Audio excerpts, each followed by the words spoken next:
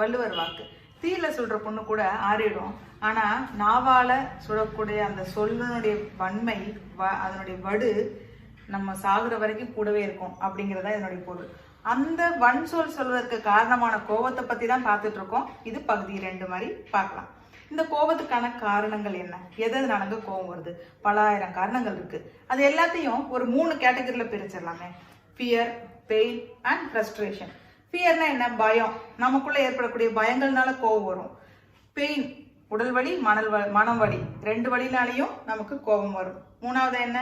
இயலாமை. நம்மளுடைய இயலாமை, அப்புறம் இயலாமையினால ஏற்படக்கூடிய விரக்தி, இதனால நமக்கு கோபம் வரும். சரி, இந்த 3 காரண கர்த்தாவா இருக்குது கோபம் வர்றதுக்கு.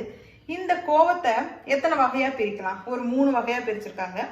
Passive aggressive anger, open aggressive anger and ஃபைனலா பாத்தீங்கன்னா அசர்ட்டிவ் அக்ரெசிவ் ஆங்கர். 3 வகையா பிரிச்சிருக்காங்க.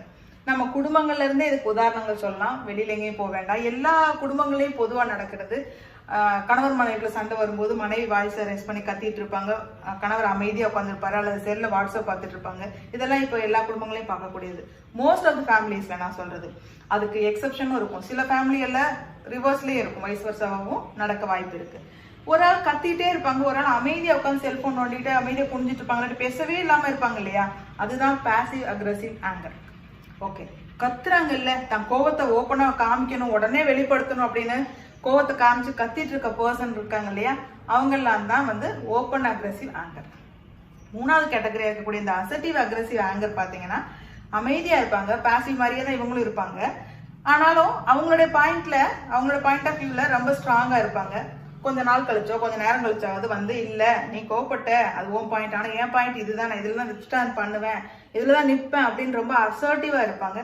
அவங்க தான் அந்த மாதிரி கேட்டகரி தான் அசர்ட்டிவ் அக்ரெசிவ் ஆங்கர்னு சொல்றது. ஸோ இந்த 3 கேட்டகரியில நாம எதுன்னு நம்மளே பார்த்துக்கலாம்.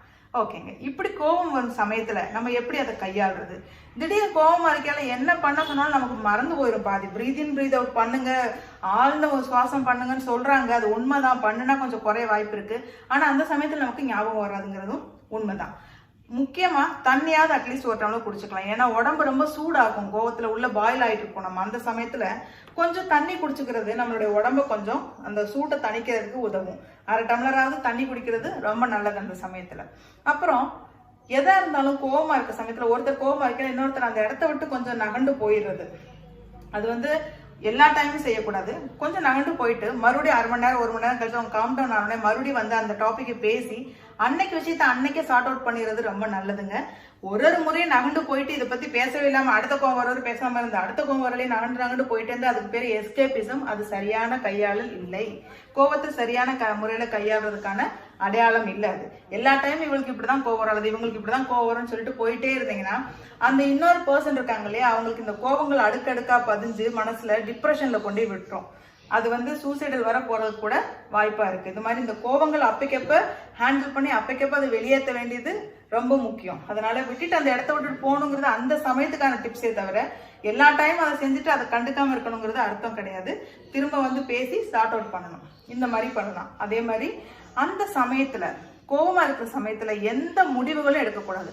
நம்ம வாழ்க்கை சம்பந்தப்பட்ட முடிவுகளா இருந்தாலும் சரி, தொழில் சம்பந்தப்பட்ட முடிவுகளா இருந்தாலும் சரி, எந்த விதமான ஒரு முக்கியமான முடிவுகளும் எடுக்காம இருக்கிறது நல்லது. கொஞ்சம் அமைதியானதுக்கு அப்புறம் நம்ம முடிவுகளை எடுத்துக்கலாம். அதே மாதிரி நைட்டு தூங்க போறதுக்கு முன்னாடி இன்னைக்கு காலையில எதுக்கெல்லாம் நம்ம கோவப்பட்டோம், குழந்தைகள் சேட்டை பண்ணது கோவப்பட்டோம், மேபி ஆபீஸ்ல நமக்கு கீழே வேலை செய்யறோம் அவங்கள்ட்ட கோவப்பட்டோம், கணவன் நான் மனைவிட்ட இல்லாட்டி மனைவி நான் கணவன்கிட்ட யார்கிட்ட கோவப்பட்டோம், எதுக்காக கோவப்பட்டோம் அப்படின்னு நீங்க எழுதி வைக்க ஆரம்பிச்சீங்கன்னா டெய்லி நைட்டு எழுதிட்டே வாங்க. ஒரு வாரம் எழுதிருங்க. ஒரு வாரம் கழிச்சு பார்க்கும்போது எந்தெந்த விஷயங்களுக்கும் நம்ம கோவப்பட்டிருக்கோம் அப்படின்னு பார்த்தா நமக்கே ஆச்சரியமா இருக்கும். நிறைய விஷயங்கள் இருக்கும்.